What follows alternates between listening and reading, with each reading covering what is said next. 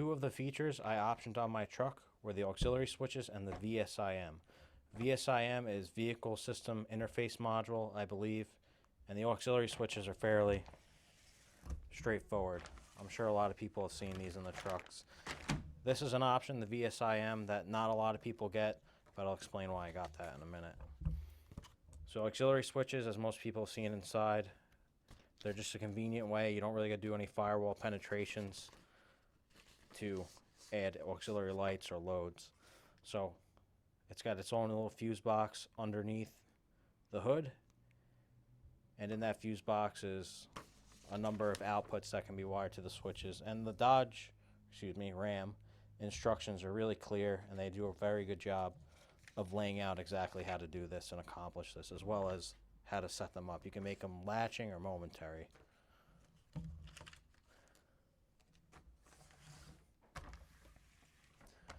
Now the VSIM is a little different. This allows you to interface with the vehicle body harness and computer directly. So there's a lot of stuff you could do with this. I really don't have a lot planned with it, but I have a few small things I want to do. And one of them in this video is going to be activating the Wig Wag or strobe feature of the headlights and taillights. So these are the instructions here.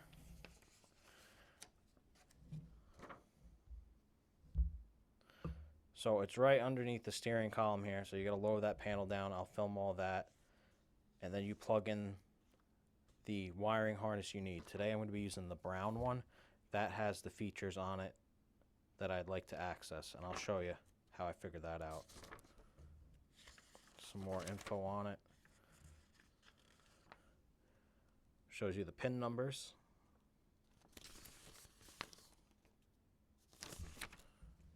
And now this is the list of stuff you could do. I'm not going to go through all of it with you, but it has left turn signal output, so you could use all this stuff to trigger another light for your turn signal or whatever you have. What I'm using it for, like I said, was the Wig Wag feature, and that is pin 12 and 14 of the brown connector. So I'm just going to take the brown connector out of there, hook it up, and wire it to one of the auxiliary switches. So once that's done, I'll be able to use an auxiliary switch on the center console, and it will activate the Wig Wag lights. So this requires to be switched to ground. Unfortunately, the auxiliary switches will not switch to ground. They only do a 12 volt output. So I'm going to use that 12 volt from the auxiliary switches to trigger a relay to ground to activate these two circuits. And one thing that's nice is when these are activated, they also activate an output. So it says here, also actuates circuit W503. And W503 is a relay for auxiliary lights. So if you want, when you ground this input, the headlights enter the Wig Wag mode. But you can also trigger an output to make, say, a light bar Wig Wag and flash as well. So there's a lot you can do with this. I'm probably only ever going to scratch the surface of what I can actually do with it and what I'll actually use it for. But it's a super handy feature, and it really didn't cost that much more. Once a vehicle leaves the assembly line, it cannot be re-equipped with this unless they pretty much swap out the entire body harness. So this is something you really got to option if you're interested in it. Since I have to get from the vehicle system interface module to the auxiliary switches, these are in the truck, that's under the hood. I got to go through the firewall somewhere. I'm sure there's a few places to do that. One of the easiest places, however, on automatic trucks, since all 5th gens are automatic, the firewall has a block-off plate, just like the 4th gen and 3rd gen had. It's just 2 bolts, and that block-off plate would be where the slave cylinder is, or excuse me, master cylinder for the clutch. So I'm going to unbolt that, and I'm going to mount this in there. This is a wire gland. It's got 5 punch-outs for wires. So it'll be nice, clean, and weather-tight install. I'm going to film all that and show you exactly where to find that block-off plate. We're down on the driver's side, right below the brake pedal, gas pedals here. Obviously, this is the steering column. These are 2 15mm bolts, or excuse me, nuts, that connect to the block-off plate under the hood. So I'm going to undo these and then grab that plate from underneath the hood. That's where the master cylinder would go for a manual truck.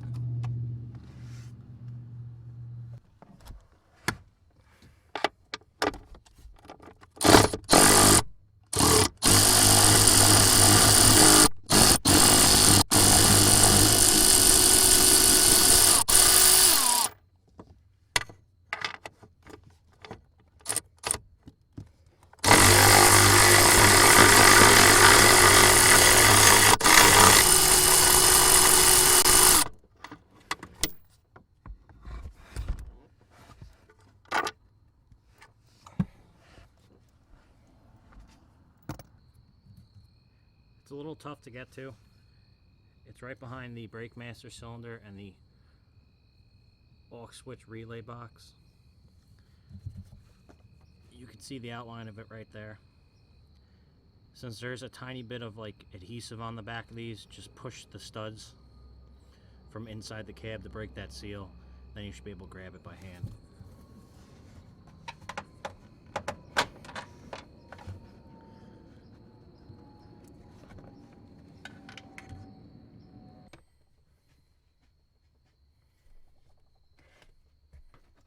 Here it is. Even has a part number on it if you somehow screw yours up.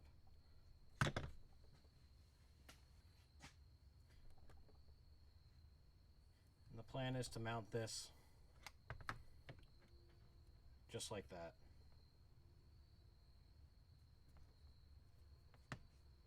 If you're looking for one of these wire glands, I just got this on McMaster car. It was very cheap. And this is a 3/4 inch NPT, so it's, you know, a little bit more than an inch. I'm going to be using this 1 1/8" hole saw, and that should give me the right size.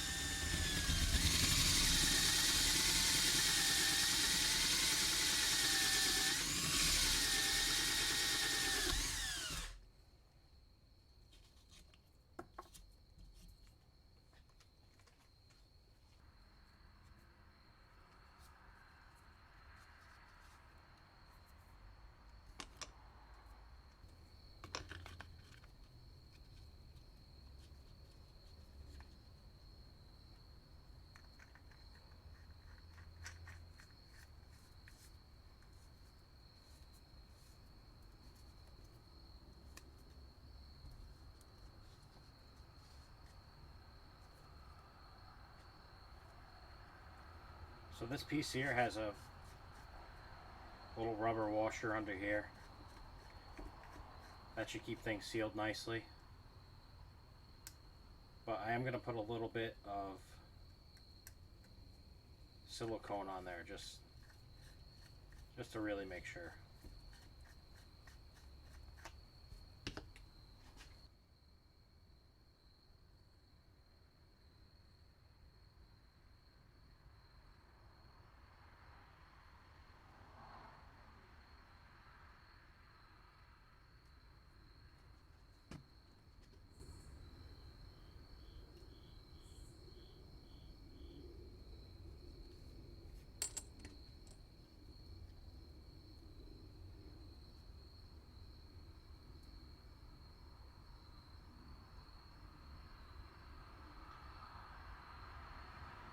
I'm going to leave this on here before I tighten this nut up, just to let that silicone set up for about an hour before I give this a final tightening.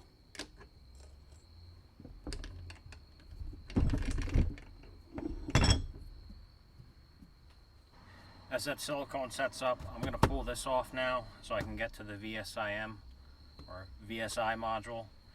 It just got two 7mm bolts. Screws.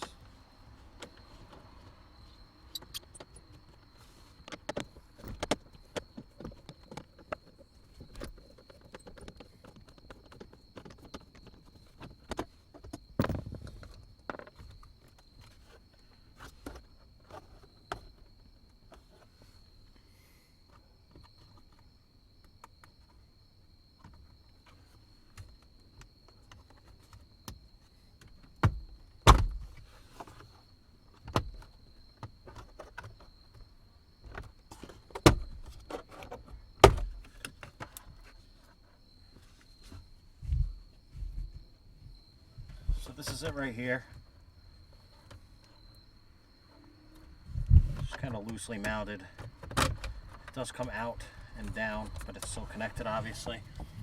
You can see here, it's labeled for the wires, so I'm going to be using the brown one.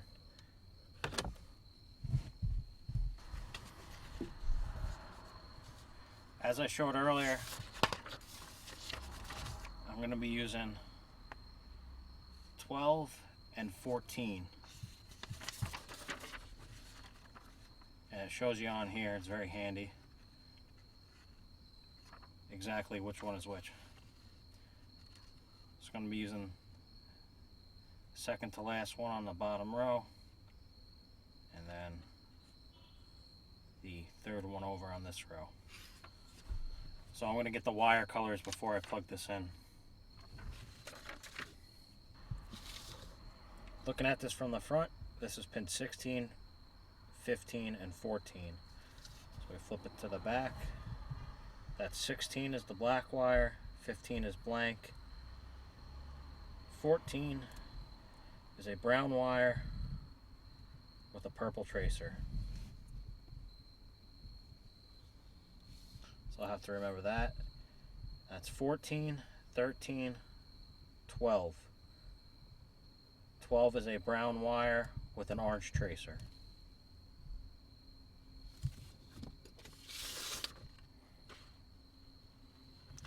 It actually even says it on this sheet too, but it is good to confirm. You never know if they put all those wires in there right. Brown with orange tracer, brown with a violet tracer. So I'm going to hook this up.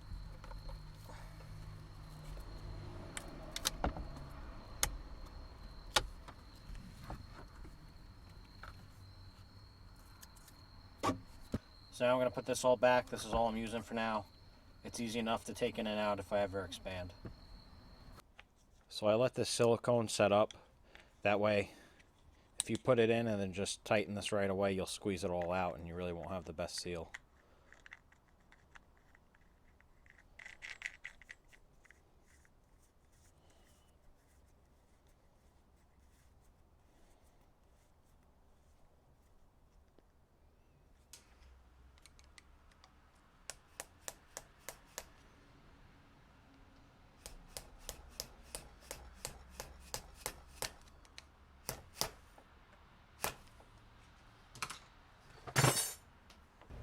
So I think the harder part here of this job is actually just going to be putting this back with this thing on. It'll fit, but it's definitely not as easy, and tightening this up won't be too great either. In hindsight, maybe it would have been better to put this facing the other way, but these are really designed to seal on this side.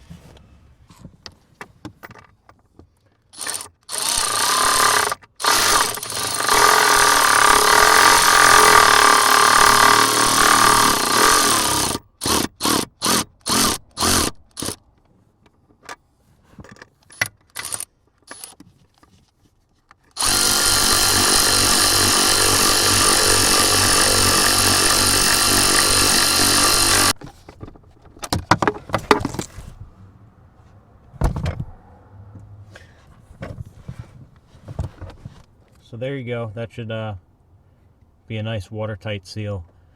I found out it does matter which way you put this in. Obviously I didn't drill that hole perfectly centered, but when I put it in the other way, it wasn't lining up great. So make sure you put that back the way it came out.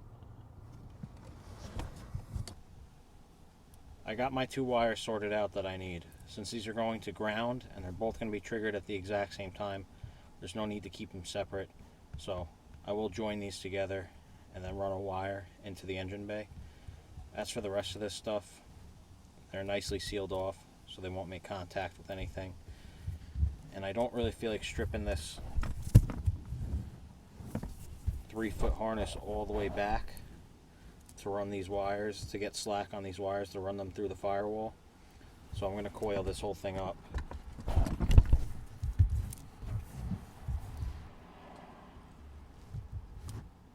Just like this, and zip tie it up underneath the steering wheel so it's out of the way.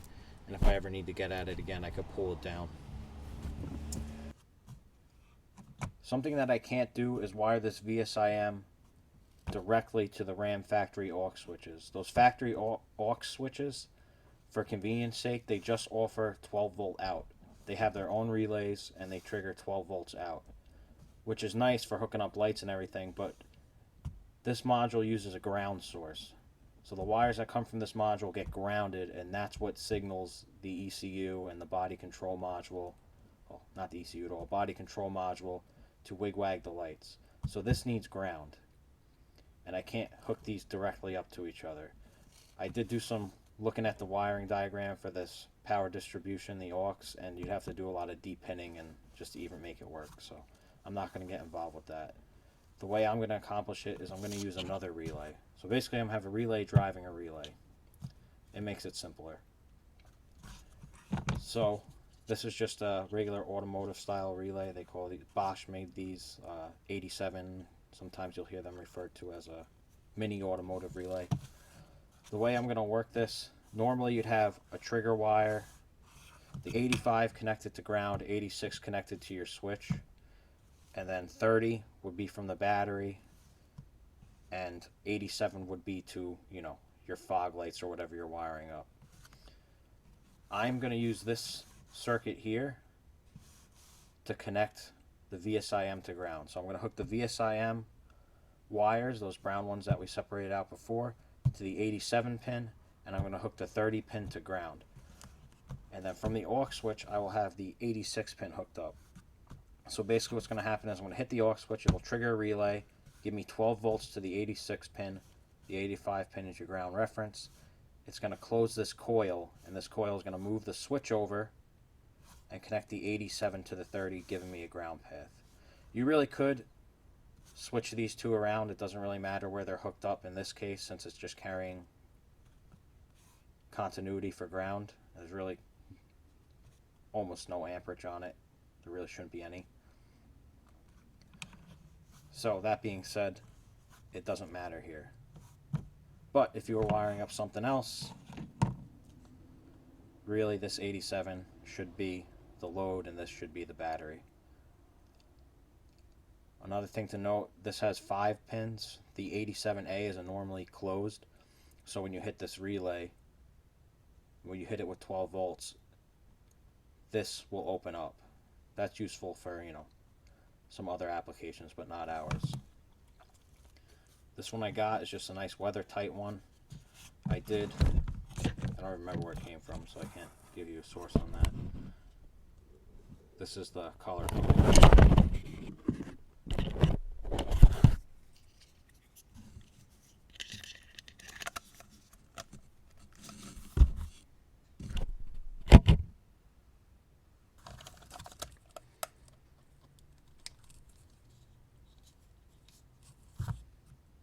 Just showing you here my wire gland coming through the firewall. I did push the one wire through for now. I have space for 4 or 5 more wires. All I did was use a piece of baling wire just to push the little cutout spot. They're already cut, so there's just a little bit you got to push through, but you can't really do it with the wire. So I pushed through with the baling wire, and I'm pulling this wire in.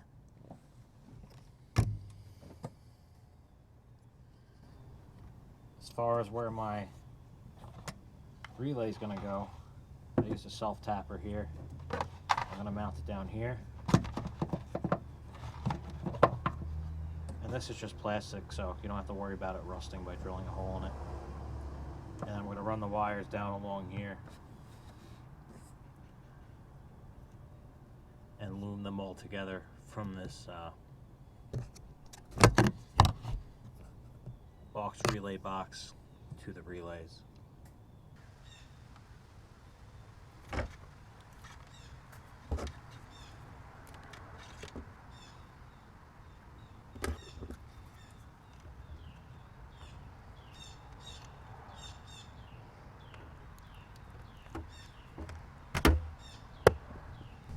Since this relay is designed to carry current through this circuit, these wires are a little overkill. They're 12 gauge, and I'm not going to run 12 gauge just to carry ground all the way into the cab of the truck. So I'm using 18 gauge GLX wire, and we'll be connecting it to this via one of these step down crimp connectors and heat shrink. I like non-insulated crimp connectors. It's easier than soldering. And the insulated crimp connectors get very bulky and they don't even really seal that well.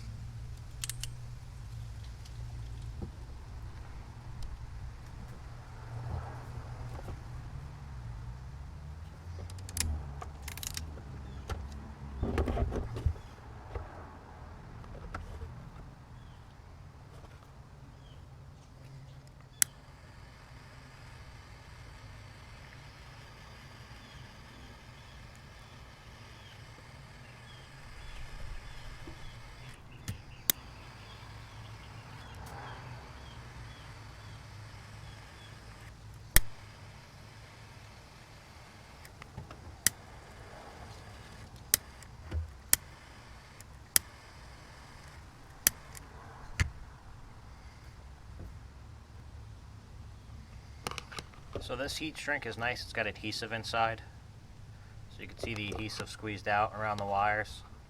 And now we get a nice waterproof seal, and it's less bulky than an insulated connector.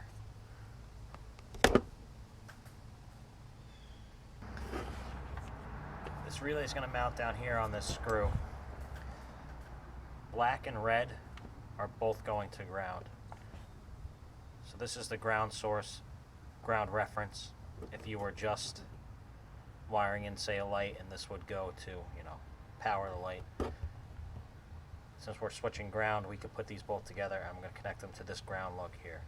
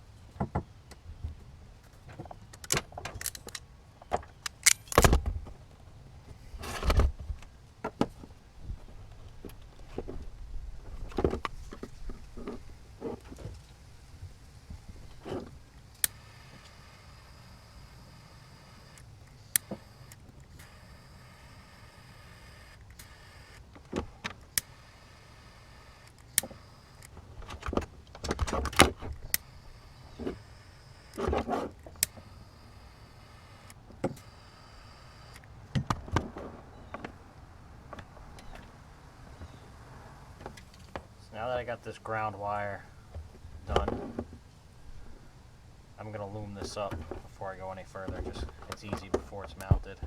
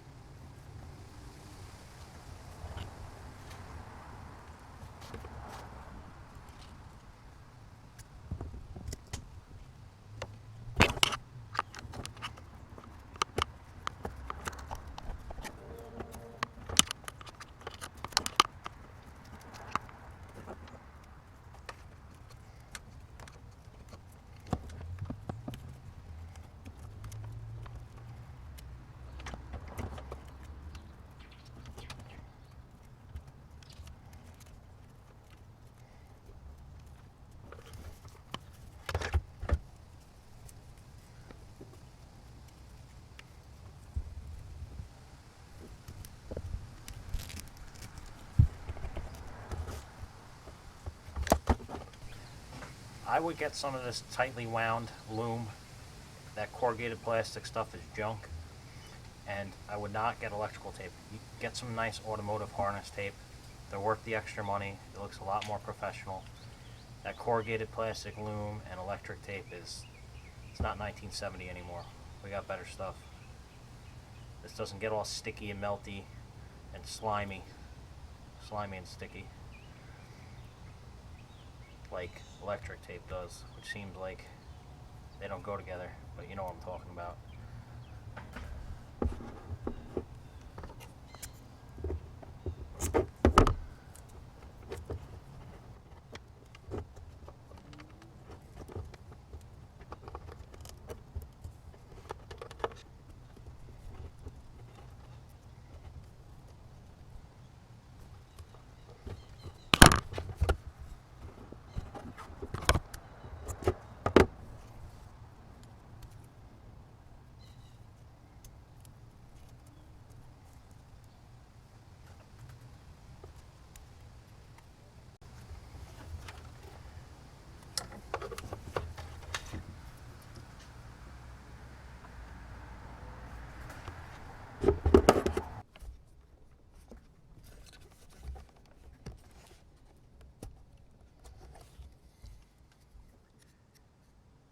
Not going to really be able to see it with this camera, but right here up on this ridge it's labeled. This is 1, 3, 2, and 4 corresponding to the buttons. Down there on that other connector is 5 and 6, or just 5 if you have the PTO prep package, a ground source, and also I think just a blank pass through. But 1 through 4 is on here. We're going to use number 1 for this. RAM has really good and clear instructions on a YouTube video about how to wire these. I'll show you real quick, but I'm definitely not the authority on it. It's very simple. First, you got to pull out the one you're going to use, just a little plug.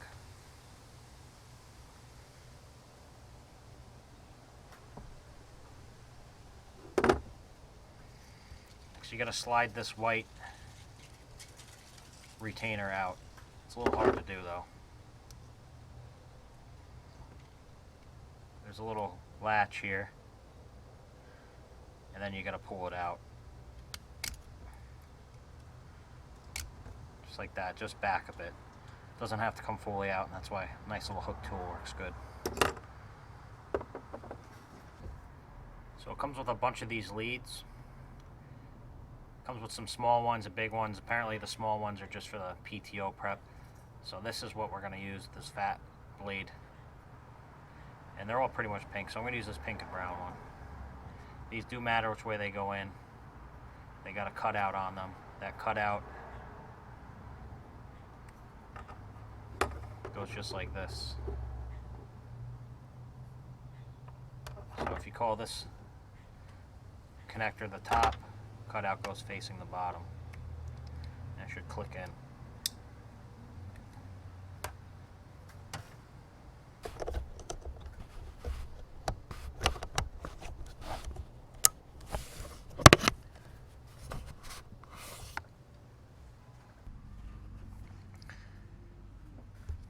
I got it mostly wired up now. You can see I got wire loom going right to that gland. It comes up back here and it joins with the other wire that runs to the relay.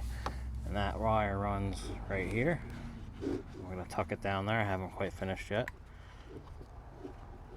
That's this wire. It's all loomed together. That's 2 wires. And it comes to the relay. So you can see nice finished look. And the wires are loomed right up to the relay. I cut this wire since we don't need it. That's the normally closed contact. And I just put some heat shrink over it.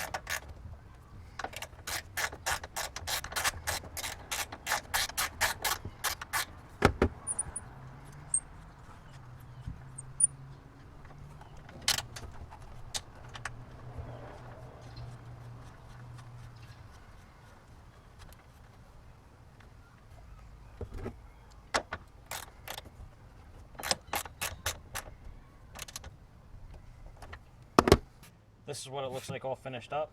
Got the relay here, the ground wires that go to this ground lug, and it's loomed all along here, right up to the auxiliary power aux switches, and then dips down behind there and goes through the firewall.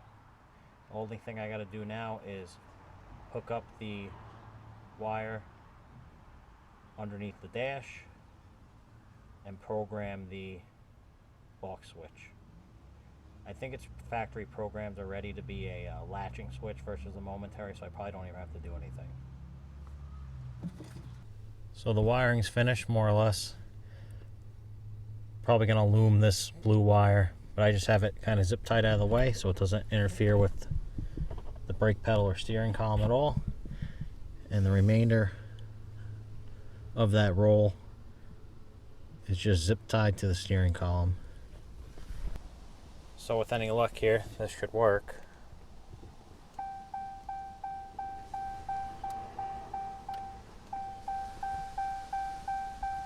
Should be able to do it in accessory mode. I believe these switches are programmed to be latching, and then to change them you have to go into the computer. So,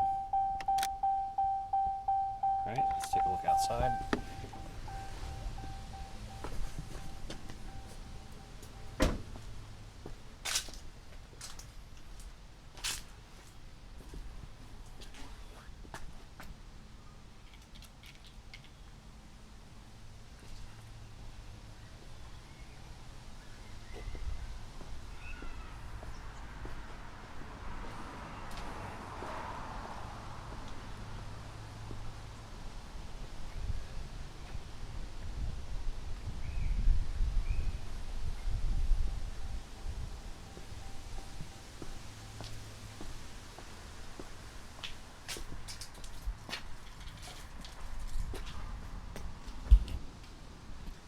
That looks like it's working to me. I'm happy with it. Be nice if they strobed a little faster, but you know, it's a nice feature that's already built into the vehicle if you have those options. So I figured I'd utilize it. I'll film it at night too, so you can see the how it looks at night. Because I still got to show you how the fog lights look at night too. As you can see, it's dark out now, so I'll show you how these lights work.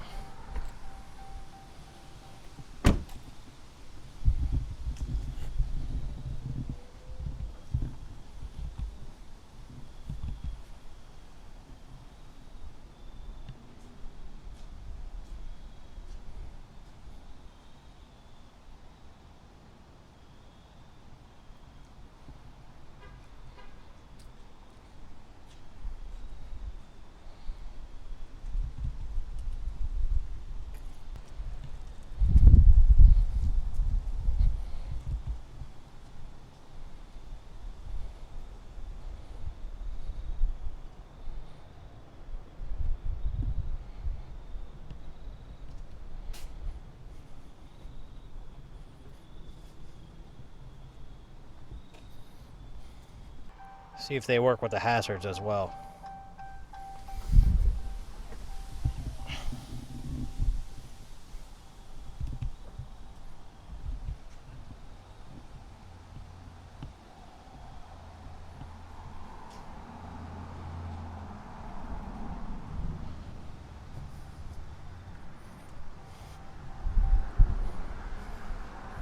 I wonder if the back defaults to hazards or strobes. They use the same light, so the back just goes right to hazards. Interesting.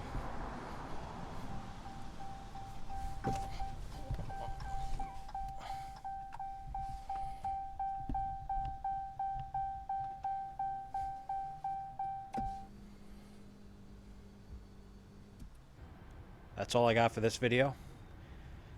Now you can see how that VSIM option is a pretty nice feature to have. I also installed these fog lights, so I'll have a video coming out on those shortly. And I now have this soft topper. I don't have any videos on that. The instructions are pretty clear how to put that on and mount it, so I didn't do any filming of how I installed it. But I'll probably go over it in a video or two. But I'm going to wait until I have had it on there for a while so I can give you a fair assessment of what it's like to own it and what to look for in it. Anyway, thanks for watching.